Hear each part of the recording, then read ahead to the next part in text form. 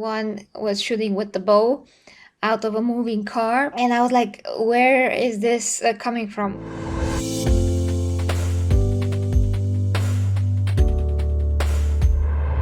Hi guys, and welcome to Get Review. So, Master movie review. So guys, this is my first ever Indian movie review and it's for Master. I also saw War, but I just haven't recorded a review of it yet. If you want to see a review of War, just let me know. Guys, I watched a few reviews before I do my own review. I just wanted to see how the Indian reviewers take this movie, what is their thoughts on it. And surprisingly to me, actually, some of them were really trying to be objective and they did not praise it where it's not supposed to be praised, according to myself as well. So that was very interesting. Now, of course, I do realize that there's endless amounts probably of fans of Vijay, and that's all well and good, but I also have to be completely objective, guys, because I cannot lie to you. I just can't. So guys, Master, first of all, it's a very long movie. It's so long. I had to sit down and watch it 3 times. I mean, 3 times until I finished it. Now, I'm gonna start to talk about the story and the acting and all of those things. First, the story overall is very sad, tragic, and it's just heavy movie. It's not easy to watch. With that being said, there's so many things that are extremely unrealistic and unbelievable, like the fighting scenes, the hitting of someone. I mean, when the villain hits someone, he just breaks their bodies and kills them instantly, most of the times. Which, of course, even superheroes, when you watch a superhero movie, even they, if they hit someone, despite being with superhuman strength, they do not kill people with one punch. So there's that, guys. And that same villain got a very good background story, and I understood right away why he is the way that he is in terms of why he's so evil and all of that. But we don't actually get a background story of Vijay's character, and he's just some teacher that teaches self development, I think. But all of his classes that I saw were just of making people almost cluck like a chicken and spin in circles. I mean, not do exactly the chicken, but similar things like sit down, do water, or I don't know what is that. I never seen such a thing. I seen such things like games for children in kindergarten, but I never seen such things to be done by adults for some reason. I'm just saying they all look like grown-up people. So his character drinks all the time. He's drunk and drunk. So he's drunk and sleeping, drunk and sleeping. That's throughout half of the movie. And then at one point, his absolute neglect of what he's supposed to do, his job, leads to 2 kids getting killed.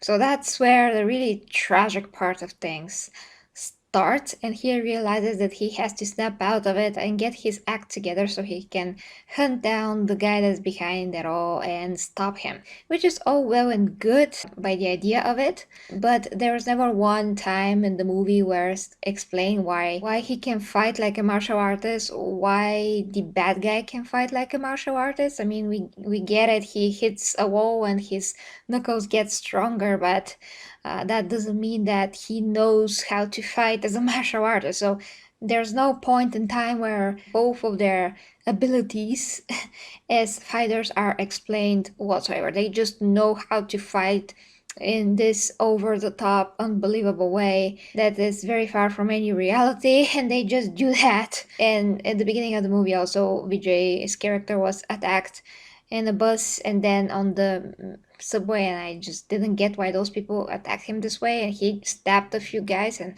broke a few windows with some other guy's head, and I'm like, okay, there's no judgment for this, there's no police for this, there's just any consequences for all of those things. Well, maybe that's something that could be due to the region that this movie is supposed to be taking place in. I have no idea, but I'm just saying that it seems like everybody can take revenge on anyone and nobody will be the wiser. Although the main villain basically pinned a lot of crimes to those kids and kept them at his beck and call, which was also horrible. So basically, there's a lot of depression going on in this movie. There's amazing music, which we already know by all the trailers and the songs that were released from the soundtrack. So the soundtrack is basically the best part about this movie. Now, the acting itself is really, really good across the board.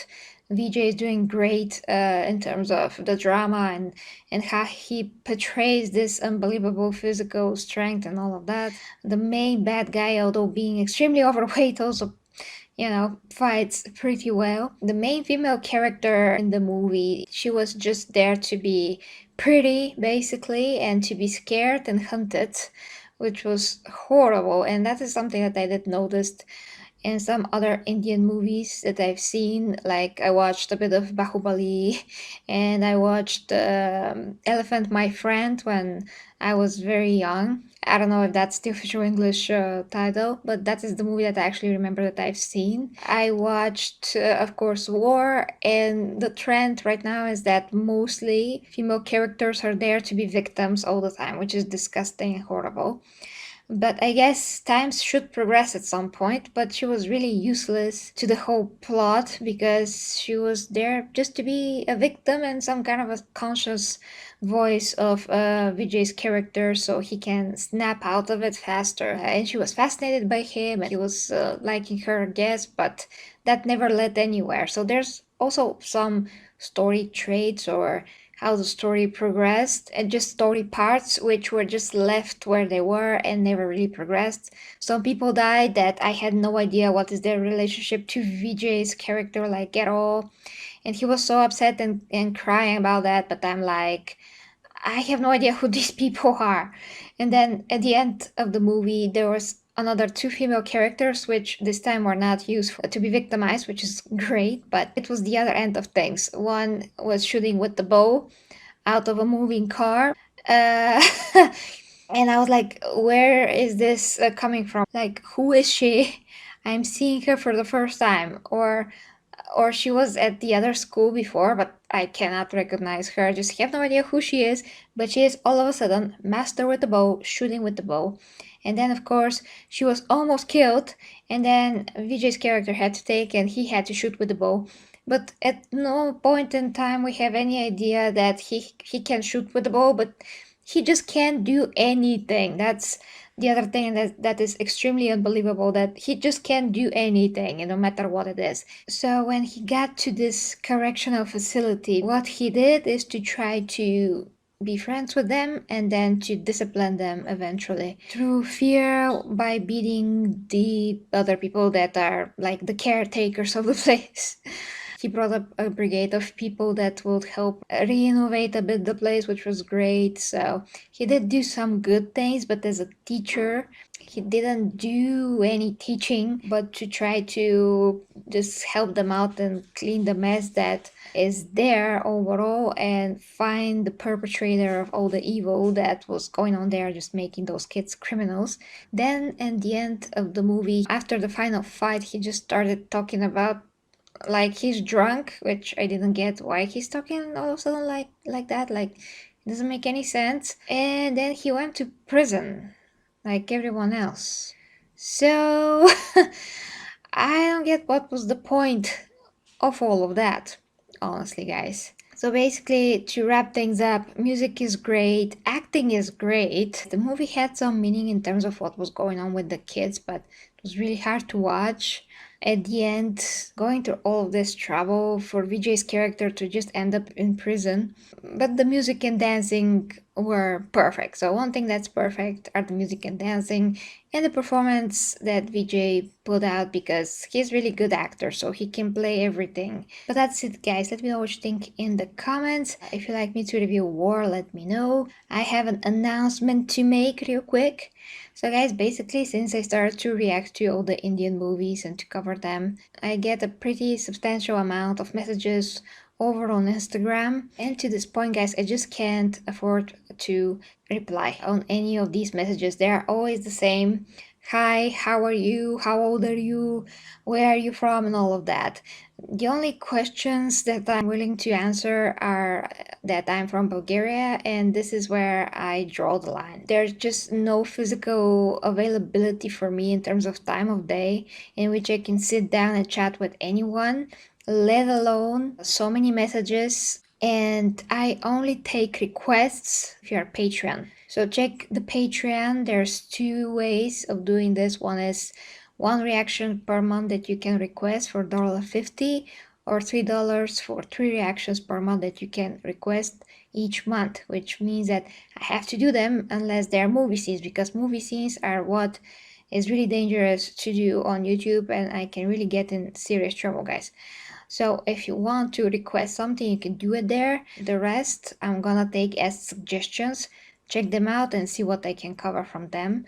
But I do not take any requests unless you're a Patreon member. There I can put out full reactions without having to cut the particular thing that I'm reacting to, but on YouTube I have to. So no matter how many times I explain this, there's still gonna be someone in the comments that says, why did you cut this? Well, I explained before why did I cut this? Because otherwise YouTube's gonna cut me, okay? So some reactors may have no issues, but I do. So I have to be extremely careful. There's a lot of footage that's just out there and nobody's taking it down, but when I did that airport scene, I got immediately struck by a lightning, basically. But yeah, that is it, guys. So from now on, just don't write me on Instagram. I cannot PM everybody, it's impossible. Still gonna read the comments and take suggestions from there.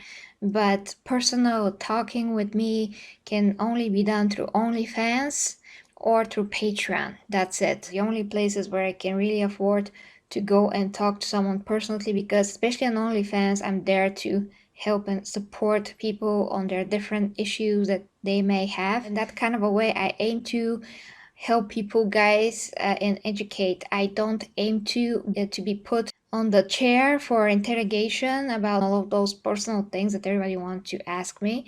Not to mention the amount of requests that I get to show my naked body, which is not gonna happen. My point is not to do a Playboy or anything like that for guys' amusement. I aim to educate. So for someone to just view me as a pretty face and not pay any attention to what I have to say or take me seriously at all just because they think that I'm pretty, that's extremely immature and childish, and I will not pay any attention to any such messages. And in general, like I said, guys, I cannot afford. I have to work all day, and every message is the same. If anyone is genuinely interested in me that much, you can just go and support me, because this is my livelihood and it's what I do. So I aim to provide quality content, and I appreciate your support in return if someone can. That is it. Let me know what you think in the comments about Master. If you enjoyed it, I'm very happy for you. I actually overall enjoy the movie. It's not like I fully haven't, but there's just so many things that are extremely unbelievable or just very unfortunate how they treat women. If you'd like to support me, guys, like I said, you can check my OnlyFans for meaningful sex educational content, fitness, and health. There's always Patreon or Streamlabs for one-time donation if you wish. Till next time, with me, Gary J Reviews, guys. Bye bye.